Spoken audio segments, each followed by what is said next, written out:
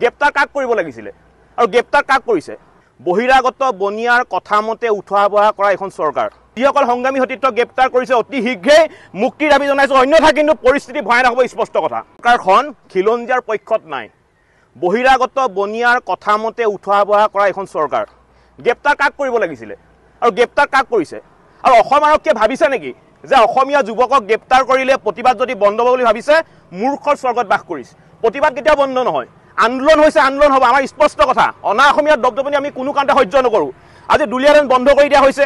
৭২ ঘণ্টাৰ ভিতৰত যদি তনু চাহিক যদি গ্ৰেপ্তাৰ কৰি জেল হাজতলৈ প্ৰেৰণ নকৰে সমগ্ৰ উজনি অসম বন্ধ কৰি দিয়া হ'ব, আমাৰ স্পষ্ট কথা।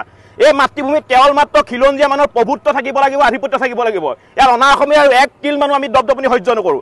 আৰু যিসকল আমাৰ সংগ্ৰামী সতীৰ্থক গ্ৰেপ্তাৰ কৰিছে, শৃংখল চলিয়াকে ধৰি যিসকল সংগ্ৰামী সতীৰ্থক গ্ৰেপ্তাৰ কৰিছে অতি শীঘ্ৰেই মুক্তিৰ দাবী জনাইছোঁ, অন্যথা কিন্তু পৰিস্থিতি ভয়ানক হ'ব স্পষ্ট কথা। আমি কোনখন অসমত বসবাস কৰি আছোঁ তাক লৈ আচলতে সন্দিহান হৈ পৰিছোঁ। কেনেকুৱা ধৰণৰ শাসন ব্যৱস্থা তাৰ মাজত আমি ব্ৰতী হৈ আছোঁ তাক লৈ আচলতে আমি সন্দিহান হৈ পৰিছোঁ। তনু চাহি নামৰ এগৰাকী বহিৰাগতই সমগ্ৰ অসমীয়া জাতিটোক অপমান কৰিলে আৰু তেখেতক আটক নকৰি তেখেতক আটক কৰিবৰ কাৰণে যিসকলে দাবী উত্থাপন কৰিছে, হাজাৰ অসমীয়া দাবী উত্থাপন কৰিছে আৰু সেই আন্দোলনত যিসকলে ওতঃপ্ৰোতভাৱে জড়িত হৈ পৰিছে তেওঁলোকক আটক কৰিবলৈ এই চৰকাৰখনে উঠি পৰি লাগিছে, এই প্ৰশাসন ব্যৱস্থাটো উঠি পৰি লাগিছে। শেহতীয়াকৈ শৃংখল চলিয়াক আটক কৰা হৈছে। আমি এটা কথা স্পষ্ট কৈ দিছোঁ, ৩ ঘণ্টাৰ ভিতৰত শৃংখল চলিয়াক ৰিলিজ কৰি দিয়ক। আৰু সমান্তৰালকৈ তনু চাহি নামৰ যিগৰাকী বহিৰাগত মহিলাই সমগ্ৰ অসমীয়া জাতিটোক অপমান কৰিলে, সেই বহিৰাগত মহিলাগৰাকীক অতি শীঘ্ৰে তেওঁলোক আটক কৰিব লাগে। আৰু ইয়াৰ সমান্তৰালকৈ শংকৰজ্যোতি বৰুৱাকো কাৰাগাৰৰ পৰা মুক্ত কৰাৰ ব্যৱস্থা গ্ৰহণ কৰক, অন্যথা কিন্তু অনুসূচিত জাতি ছাত্ৰ সন্থাই মনে মনে বহি নাথাকে। আগন্তুক 12 ঘণ্টাৰ ভিতৰত যদি সমগ্ৰ দৃশ্যপট সলনি নহয় তেতিয়াহ'লে কিন্তু উজনি অসম স্তব্ধ হৈ যাব, এই কথাটো স্পষ্ট কৰি দিছোঁ। আৰু আমি এটা কথা স্পষ্ট কৰি দিছোঁ, অসম চৰকাৰে, অসমৰ প্ৰশাসন ব্যৱস্থাটোৱে, অসমৰ পুলিচ তন্ত্ৰই সমগ্ৰ ব্যৱস্থাটোক যে তেওঁলোকে অসম বিদ্বেষী এটা মনোভাৱ পুহি ৰাখিছে, এই কথাটো কিন্তু ইতিমধ্যে স্পষ্ট হৈছে। এই অসম বিদ্বেষ মনোভাৱ তেওঁলোকে ত্যাগ কৰক, নহ'লে কিন্তু ইয়াৰ পৰিণাম অত্যন্ত ভয়ংকৰ হ'ব। আৰু যিকোনো মূল্যৰ বিনিময়ত আমি আমাৰ দাবী আৰু আমি আমাৰ অসমীয়া জাতিৰ অস্তিত্ব ৰক্ষা কৰিবৰ কাৰণে কিন্তু যিকোনো মূল্য বিনিময়ত আমি সষ্টম হৈ আছোঁ, এই কথাটো স্পষ্ট। গ্ৰেপ্তাৰ কাক কৰিব লাগিছিলে আৰু গ্ৰেপ্তাৰ কাক কৰিছে? বহিৰাগত বনিয়াৰ কথা মতে উঠোৱা বহা কৰা এখন চৰকাৰ। যিসকল সংগ্ৰামী সতীৰ্থক গ্ৰেপ্তাৰ কৰিছে অতি শীঘ্ৰেই মুক্তিৰ দাবী জনাইছোঁ, অন্যথা কিন্তু পৰিস্থিতি ভয়ানক হ'ব স্পষ্ট কথা। চৰকাৰখন খিলঞ্জীয়াৰ পক্ষত নাই। বহিৰাগত বনিয়াৰ কথা মতে উঠোৱা বহা কৰা এখন চৰকাৰ। গ্ৰেপ্তাৰ কাক কৰিব লাগিছিলে আৰু গ্ৰেপ্তাৰ কাক কৰিছে?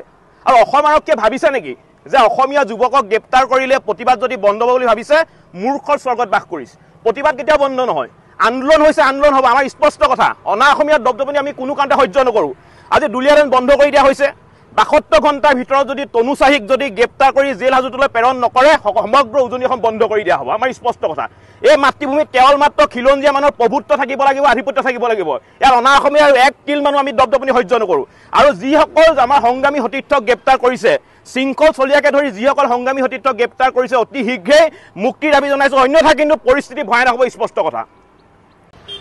আমি কোনখন অসমত বসবাস কৰি আছোঁ তাক লৈ আচলতে সন্দিহান হৈ পৰিছোঁ।